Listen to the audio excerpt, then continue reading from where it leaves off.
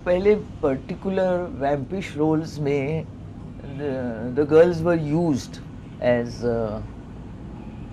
या सीन्स में या किसी को टेम्प्ट करने में या किसी के साथ वो करने में, ऐसे यूज़ उनका होता था जो आजकल नहीं। जैसे हमारे ज़माने के थोड़ा आगे जाके बिंदु जी ने जैसे की, तो अब वैसा नहीं है।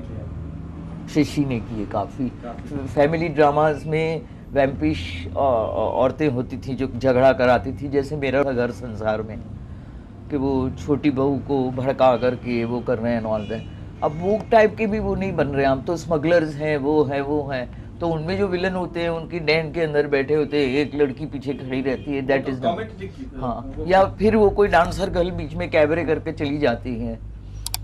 तो इसलिए जो है वैम्पिश रोल्स का वो चला गया, मतलब महत्व जो था किसी ज़माने में, that is not there now. अभी भी आप देखिए वो वाली पिक्चरें जो फैमिली ड्रामास बनते हैं उसमें होती हैं।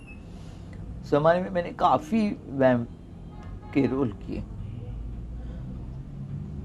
तो इसी वजह से क्या है ना, कभी कभी ये बैड भी होता है। You do different types of roles, you are not typed, क्योंकि आप वैम्पिश रोल भी कर लेते हैं, आप कॉमेडी भी कर लेते हैं, आप सीरियस रोल भी कर लेते हैं, तो they don't know where to fix you.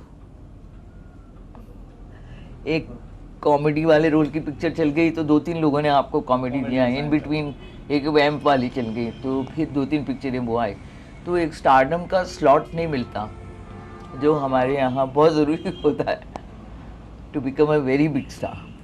कि एक people get fed up after a while, but थोड़ा टाइम जो है वो दौर चलता है।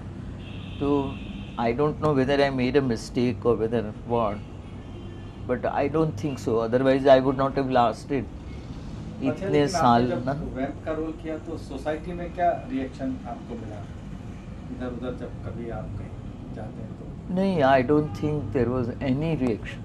जैसे मैं कह रही हूँ ना, उस ज़माने में मेरे बहुत सारे कॉमेडी रोल्स भी चलते थे, साथ साथ सीरियस वाले रोल्स भी चलते थे, तो there was never a bad reaction और bad this thing, fortunately. I don't know, फिर पीछे वो रहा होगा तो पता नहीं, लेकिन सामने किसी ने कभी नहीं बोला। Thank you.